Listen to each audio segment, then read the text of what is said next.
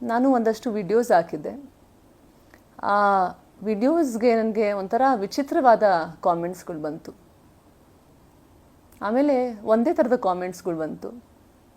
ಅದರಲ್ಲಿ ಮುಖ್ಯವಾದ ಕಾಮೆಂಟ್ ಏನಂತ ಅಂದರೆ, ನೀವು ನಿಮ್ಮ ತಂದೆಯ ಹೆಸರನ್ನು ಹಾಕ್ಕೊಂಡಿದ್ದೀರಾ, ಆ ಹೆಸರನ್ನು ತೆಗೆದು ನೀವೇನು ಮಾಡಬೇಕು ಮಾಡಿ, ನೀವು ಏನಾದರೂ ಮಾಡಬೇಕು ಕೆಲಸ ಅಂತ ಅಂದರೆ ಆ ಹೆಸರನ್ನು ಫಸ್ಟ್ ತೆಗೀರಿ, ಯಾಕೆಂದರೆ ಅವರಿಲ್ಲದೆ ನಿಮ್ಮ ಅಸ್ತಿತ್ವ ಇಲ್ಲ ಅಂತ. ನಾನು ಇದನ್ನೆಲ್ಲ ಮಾತಾಡೋಕ್ಕೆ ಇಷ್ಟಪಡಲ್ಲ, ಆದರೆ ನಾನು ಮಾತಾಡಲೇಬೇಕಾದ ಪರಿಸ್ಥಿತಿ.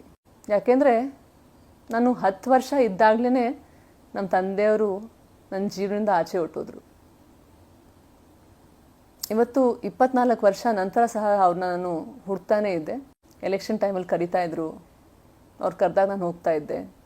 ಮನೆ ಮನೆಗೂ ಹೋಗಿ ಅವ್ರು ಗೆಲ್ಲಿ ಅಂತ ಎಲ್ಲರಲ್ಲೂ ಪ್ರಾರ್ಥಿಸ್ತಾ ಇದ್ದೆ, ಅವ್ರನ್ನ ಗೆಲ್ಲಿಸಿ. ಆವಾಗ ನಾನು ತುಂಬ ಒಳ್ಳೆ ಮಗಳಾಗಿದ್ದೆ, ಆದರ್ಶ ಮಗಳು. ಎಲ್ಲರಿಗೂ ನಾನು ಬೇಕಾಗಿತ್ತು, ಯಾಕೆಂದರೆ ಎಲ್ಲ ಅವ್ರ ಇಷ್ಟಂಗೆ ಕೆಲಸ ಮಾಡ್ತಾಯಿದ್ದೆ.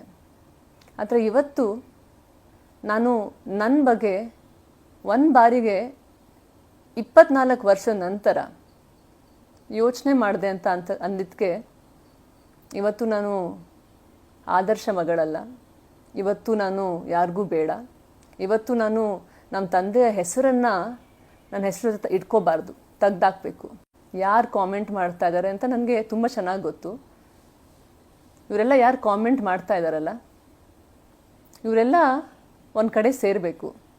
ನೀವೆಲ್ಲ ಸೇರಿ ಒಂದು ಕಡೆ, ನೀವು 30-50 ಜನ 100 ಜನ ನೀವಿದ್ದೀರಲ್ಲ, ಒಂದು ಕಡೆ ಸೇರಿಬಿಟ್ಟು ಅದು ಹೆಸರನ್ನ ಹೇಗೆ ನನ್ನ ಹೆಸರನ್ನ ತೆಗಿಯೋದು ಅಂತ ನೀವು ನನಗೆ ಹೇಳಿ. ಯಾಕೆಂದರೆ ಹೆಸರನ್ನ ತೆಗಿಬೇಕು ಅಂತ ಅಂದರೆ ಆಧಾರ್ ಕಾರ್ಡಲ್ಲಿ ತೆಗಿಬೇಕು, ಪಾಸ್ಪೋರ್ಟಲ್ಲಿ ತೆಗಿಬೇಕು, ಬರ್ತ್ ಸರ್ಟಿಫಿಕೇಟಲ್ಲಿ ತೆಗಿಬೇಕು. ಈ ಹೆಸರನ್ನ ಹೇಗೆ ಮಾಡಿಬಿಟ್ಟು ತೆಗಿಬೇಕು ಅಂತ ನನಗೆ ನೀವೆಲ್ಲ ಸೇರಿಬಿಟ್ಟು ಇದು ಹೇಳ್ಕೊಡ್ಬೇಕು. ಈ ಹೆಸರನ್ನ ತೆಗೆದುಬಿಟ್ರೆ ಈ ಸತ್ಯ ಹೊರಟೋಗುತ್ತಾ ಅವ್ರು ನನ್ನ ತಂದೆ ಅಂತ? ಆ ಭಗವಂತನ ಇಚ್ಛೆಯಿಂದ ಅವರ ಮಗಳಾಗಿ ಹುಟ್ಟಿರೋದು ನಾನು.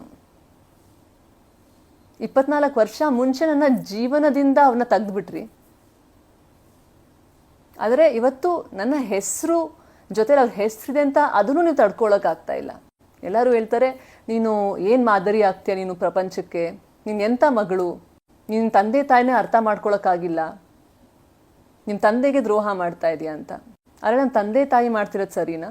ನೀವು ಯಾರಿಗೂ ಮಲ್ತಾಯಿ ಚಿಕ್ಕಮ್ಮ ಅಂತಾರಲ್ಲ, ನಿಮ್ಗೆ ಯಾರಿಗೂ ಅವ್ರಿಲ್ವಾ?